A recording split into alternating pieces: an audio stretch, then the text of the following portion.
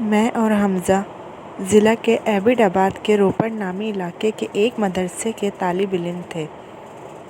ہمارے لیے یہ علاقہ بالکل نیا تھا۔ میرپور سے صرف میں اور حمزہ ہی یہاں اجنبی تھے۔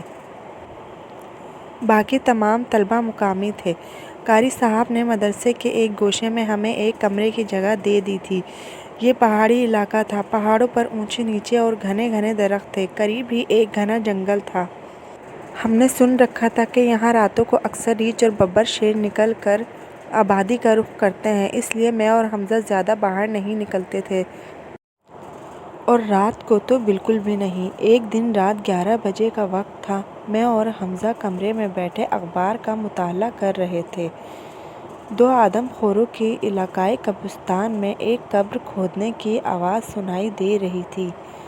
حمزہ نے دعا پڑھ کر اخبار میں سے نظریں ہٹا کر حیرانی کے ساتھ میری طرف دیکھا۔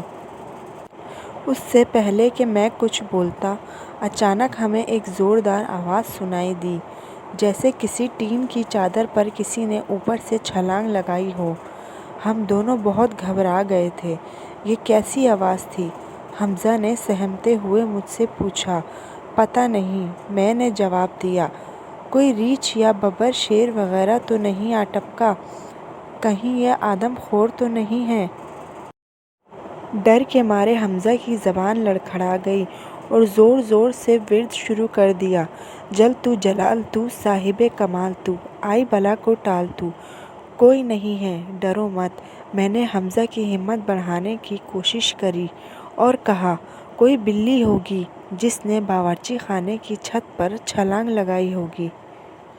چھت لوہے کی چادر کی ہے۔ اندر ہی اندر میں خود بھی بہت خوف زدہ ہو رہا تھا، کیونکہ ہم یہاں اجنبی تھے۔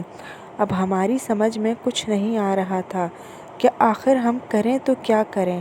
ہماری نظریں اس کھڑکی کی جانب ٹکی ہوئی تھیں جس طرف سے ہمیں یہ آوازیں سنائی دے رہی تھیں۔ اب تو ہمیں وہاں سے ایک اور آواز بھی آنے لگی، جیسے کوئی جانور کوئی سخت چیز چبا رہا ہو۔ یہ آواز تو ہڈی چبانے جیسی ہے۔ میں نے حمزہ کی طرف دیکھتے ہوئے اس سے کہا، کہیں سچ مچ میں تو آدم خور نہیں آ گئے؟ حمزہ پھر ہکلایا اور شروع ہو گیا، جل تو جلال تو، صاحب کمال تو، آئی بلا کو ٹال تو۔ چلو باہر چل کر دیکھتے ہیں۔ میں یہ کہہ کر ہال کے دوسرے کونے کی طرف لپکا، جہاں ایک مضبوط لکڑی کا موٹا سا ڈنڈا دیوار کے ساتھ رکھا ہوا تھا۔ وہ اٹھایا اور دروازے کی طرف چل پڑا۔ نہیں احمد، حمزہ نے میرا ہاتھ زور سے پکڑ کر کہا، مجھے بہت ڈر لگ رہا ہے۔ خیر، ہم نے حوصلہ کر کے دروازے کی جانب قدم بڑھانے شروع کر دیے۔ ابھی دروازے پر پہنچنے ہی والے تھے کہ ایک بار پھر وہ زوردار آواز سنائی دی۔ اس بار اس آواز کے ساتھ کسی مرد کی ایک بار اب اور بھاری آواز ابھری۔ ہم ٹھٹک کر رہ گئے، ہمارے قدم سست پڑ گئے۔ حمزہ میرا اور میں اس کا منہ تکنے لگا۔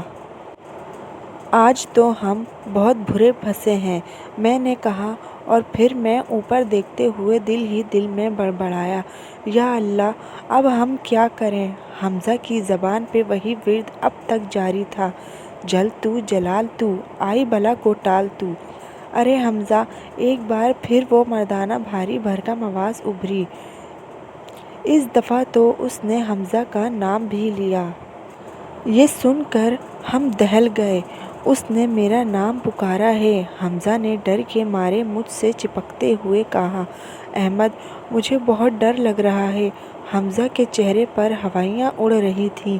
وہ زور زور سے جل تو جلال تو کا ورد بھی کیے جا رہا تھا۔ میں بھی منہ ہی منہ میں دعائیں پڑھ رہا تھا۔ ہم دونوں حیرت زدہ رہ گئے۔ میں پریشانی سے سر کھجا رہا تھا۔ ہماری سمجھ میں کچھ نہیں آ رہا تھا کہ یہ کیا معاملہ ہے۔ پھر اچانک مجھے ایک خیال آیا اور میں حمزہ سے مخاطب ہوا، حمزہ، قاری صاحب اوپر چھت پر سوتے ہیں، کہیں یہ آواز ان کی تو نہیں ہے؟ ہاں، ہو سکتا ہے شاید، حمزہ نے لرزتی ہوئی آواز میں جواب دیا۔ خوف کے مارے ہمارا برا حال تھا۔ یہ خیال آتے ہی جب ہمارا کچھ حوصلہ بڑھا تو ہم پھر دروازے کی طرف لپکے۔ ابھی ہم اس کشمکش میں تھے کہ دروازہ کھولیں یا نہ کھولیں، وہ آواز پھر سے ابھری، احمد باہر آؤ، ذرا بکرے کو تو دیکھو کہ کیا ہوا ہے۔ یہ سن کر میری تو جان میں جان آ گئی۔ یہ قاری صاحب ہی تھے جو کب سے اوپر سے آوازیں لگا رہے تھے۔ میرا تو خوف جاتا رہا، مگر حمزہ اب تک خوف زدہ تھا۔ کہنے لگا، مجھے لگتا ہے یہ آدم خور ہی ہے، یہ ہمیں پھنسانے کے لیے ایسی چال چل رہا ہے۔ حمزہ کی یہ بات سن کر میں دل ہی دل میں خوب ہنسا۔ میں نے دروازہ کھولا، ہم باہر آ گئے۔ جس طرف سے آواز آئی تھی ہم اس طرف چل دیے۔ میں آگے آگے اور حمزہ پیچھے پیچھے تھا۔ جب ہم وہاں پہنچے تو یہ دیکھ کر ہماری ہنسی چھوٹ گئی، ہم خود اپنے ہی اوپر خوب ہنسنے لگے۔ ہم نے دیکھا کہ وہ بکرا جو آج کسی نے مدرسے کے لیے قاری صاحب کو وقف کر دیا تھا، ایک لوہے کی چادر سے بندھے ہوئے ریڑھ سے بندھا ہوا تھا۔ جب بکرا کچھ کھانے کی نیت سے باورچی خانے کی طرف بڑھا تھا تو اس سے بندھا ہوا وہ ریڑھا گرنے اور گھسٹنے کی وجہ سے آواز پیدا کر رہا تھا، اور ہمیں جو ہڈی چبانے کی آواز آ رہی تھی وہ آج صبح والی سوکھی روٹیوں کے چبانے کی آواز تھی جو بکرے میاں بڑے سکون کے ساتھ چبا چبا کر لطف اندوز ہو رہے تھے۔ تو اسی کے ساتھ کہانی کا اختتام ہوا۔